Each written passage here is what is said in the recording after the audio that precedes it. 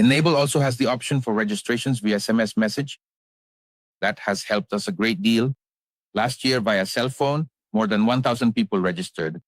They took their courses through there, and with the app, they took courses because many of the technicians don't have a computer. Yes.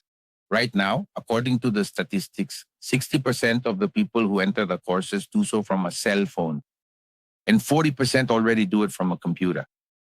And that's helping you, I imagine, also to reach more markets, right?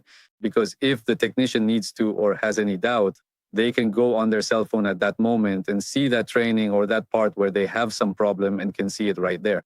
Yes, the app allows us that if the person or the technician is working and doesn't have internet in that area or where they live, when they have internet access, they can download their modules, take their courses, their subjects. And once they regain internet access, they upload it, and that's when it synchronizes.